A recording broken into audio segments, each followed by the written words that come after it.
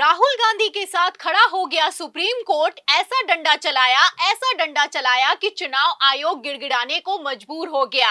आपको बता दें कि एक तरफ चुनाव आयोग ने वोटर लिस्ट जारी करने का आदेश दिया, दूसरी तरफ सुप्रीम कोर्ट के फैसले ने पूरे खेल का भांडाफोड़ किया तो हड़कंप मच गया है। तो राहुल ने क्या एक्शन लिया और चुनाव आयोग ने क्या रिएक्शन दिया, इसके साथ ही हाईकोर्ट के फैसले ने कैसे मोदी सरकार को घुटनों पर ला दिया, आपको एक एक करके बताएंगे।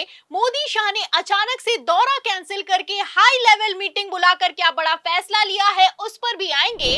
लेकिन खबर में सबसे पहले बिग ब्रेकिंग देखिए कि कैसे राहुल ने चुनाव आयोग की धज्जियां उड़ाकर रख दी हैं और चुनाव आयोग गिड़गिड़ाने को मजबूर है। खबर आप देखिए आज तक की। देखिए इसमें लिखा हुआ है कि राहुल गांधी के आरोपों पर ईसी ने उठाए सवाल, कहा शिकायत में दम है तो चिट्ठी क्यों नहीं लिखते।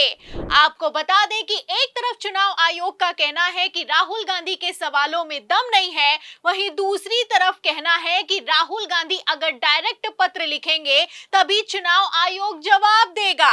इतना ही नहीं, सिर्फ पत्र की डिमांड नहीं की गई है, चुनाव आयोग ने तो यहां तक कह दिया है कि नेता प्रतिपक्ष राहुल गांधी चुनाव आयोग से मिलने क्यों नहीं आते, मीटिंग क्यों नहीं करने आते हैं। आपको बता दें कि एक तरफ जहां चुनाव आयोग कह रहा है कि जब राहुल गांधी पूछेंगे, राहुल गांधी पत्र लिखेंगे, राहुल गांधी मिलने आएंगे तो जवाब दिए जाएंगे, वहीं दूसरी तरफ चुनाव आयोग के हवाले से एएनआई ने एक लंबी चौड़ी प्रेस रिलीज जारी की है। इस प्रेस रिलीज में आप देख सकते हैं कि कहीं पर भी चुनाव आयोग का ना ही नाम है और ना ही ज्ञानेश कुमार के हस्ताक्षर हैं, जबकि ऐसा कभी भी नहीं होता है। जब भी चुनाव आयोग कोई जवाब देता है तो उसमें नाम बकायदा लिखा होता है। एक तरीके से राहुल गांधी को धमकी भरा पत्र जारी कर दिया गया है और ऐसा पत्र जारी कर दिया गया है जिसमें चुनाव आयोग ने किसी तरह का कोई स्टैंप लगाना तक जरूरी नहीं समझा है। अब यहीं पर पेच फंस गया है। आपको बता दें कि एक तरफ चुनाव आयोग कह रहा है कि राहुल गांधी के सवालों में दम है तो फॉर्मल लेटर लिखा जाए, वहीं दूसरी तरफ कांग्रेस ने फॉर्मल लेटर जारी कर दिया है।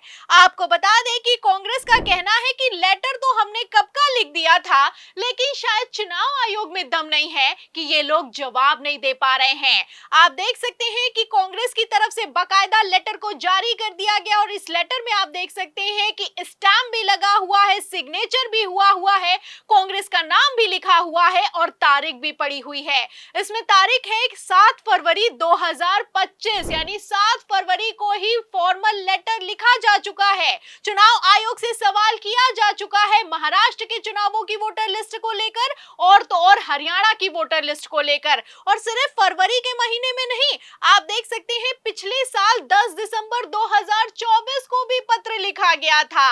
तो पत्र दोनों मौजूद हैं और इन पत्रों से आप अंदाजा लगा सकते हैं कि किस तरीके से चुनाव आयोग अपने ही बनाए जाल में बुरी तरीके से फंसता हुआ नजर आ रहा है। आपको बता दें कि कांग्रेस ने पत्र को जारी करते हुए साफ कह दिया है कि आप साबित करके दिखाइए कि हमने पत्र नहीं लिखा है, सवाल नहीं किया है और मिलने का समय नहीं मांगा है। खबर भी मौजूद है, खबर आप देख सकते हैं द वायर की, इसमें लिखा भी हुआ है कि इसे साबित करें। चुनाव आयोग के हस्ताक्षर रहित खंडन के बाद राहुल गांधी ने धांधली के आरोपों पर फिर से जोर दिया है। तो साबित करने को चुनाव आयोग कुछ साबित नहीं कर पा रहा है, अब ऐसे हालातों में हड़बड़ा रहा है। आपको बता दें कि चुनाव आयोग तो इतना हड़बड़ा रहा है कि महाराष्ट्र और हरियाणा की वोटर लिस्ट को जारी करने के आदेश पारित कर दिए गए हैं।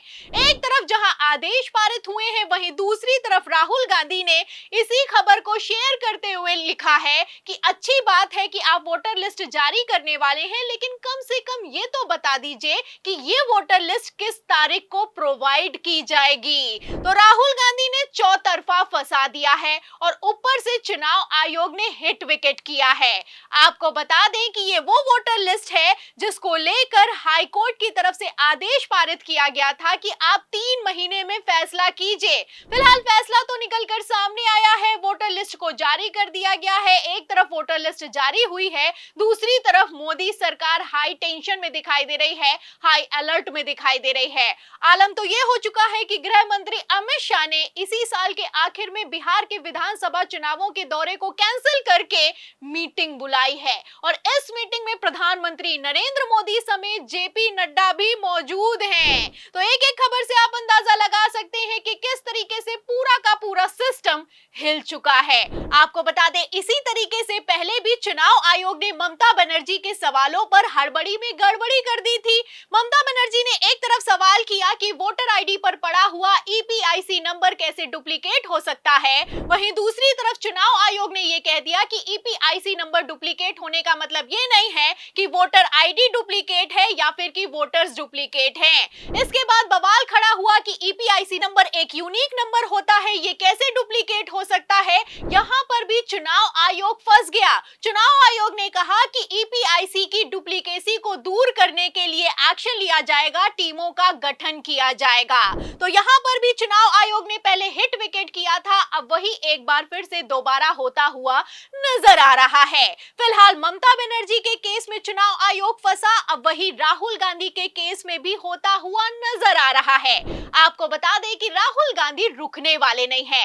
राहुल गांधी ने चुनाव आयोग पर नया हमला बोला है। राहुल गांधी ने कह दिया है कि पारदर्शिता कोई एहसान नहीं है, संवैधानिक दायित्व है। तो जो राहुल गांधी ने कहा था वही सुप्रीम कोर्ट ने भी कहा है। आपको बता दें, सुप्रीम कोर्ट ने साफ कह दिया है कि अगर उम्मीदवार को शक है तो ये इंजीनियर की, चुनाव आयोग की जिम्मेदारी बनती है कि पारदर्शिता को सुनिश्चित किया जाए। ना ही ईवीएम से डेटा को डिलीट किया जाए और ना ही किसी डेटा को रीलोड किया जाए। तो राहुल गांधी के सवालों और सुप्रीम कोर्ट के फैसले ने पूरे सिस्टम को हिलाकर रख दिया है। एक तरफ राहुल ने सबूत दिखाए कि महाराष्ट्र चुनाव धांधली का ब्लूप्रिंट था। पहले चुनाव आयोग पर कब्जा किया गया, फिर फर्जी वोटिंग हुई और आखिर में भयंकर धांधली के सबूतों को छुपा दिया गया। एक तरफ राहुल ने एक्सपोज किया है, दूसरी तरफ सुप्रीम कोर्ट ने भी डंडा चलाया है। फिलहाल राजीव कुमार के कार्यकाल में क्या हुआ, कैसे हुआ, उसकी पोल पट्टी अब खुलती हुई नजर आ रही है। अब राजीव कुमार जैसे ज्ञानेश कुमार तो पक्के खिलाड़ी है नहीं, ऐसे में क्या भांडाफोड़ हो चुका है। आपको बता दें कि राहुल गांधी ने सिर्फ डिजिटल वोटर लिस्ट नहीं मांगी, बल्कि 5 बजे के बाद के सीसीटीवी फुटेज भी मांग लिए हैं, तो बवाल खड़ा हो गया है। आरोप है कि महाराष्ट्र में आखिर के 1.5 घंटे में 76 लाख से ज्यादा का मतदान दर्ज किया गया है। फिलहाल हाईकोर्ट के आदेश पर वोटर लिस्ट तो जारी हो चुकी है। ऐसे में जब महाराष्ट्र और हरियाणा के पोलिंग बूथों के सीसीटीवी फुटेज सामने आएंगे तो क्या होगा, आपको क्या लगता है? क्या नेता प्रतिपक्ष राहुल गांधी के सवालों ने मोदी सरकार के पूरे सिस्टम की धज्जियां उड़ाकर रख दी हैं? इस सवाल के जवाब में पूरी रिपोर्ट पर आपको क्या लगता है? क्या चुनाव आयोग ने खुद ही हिट विकेट कर दिया है? जो भी आप सोचते हैं हमें कमेंट बॉक्स में जरूर लिखें। वीडियो को ज्यादा से ज्यादा शेयर करें, हमारे चैनल को लाइक करें, सब्सक्राइब करें, ज्वाइन करें। फिर मिलती हूं अगली खबर के साथ, तब तक के लिए धन्यवाद।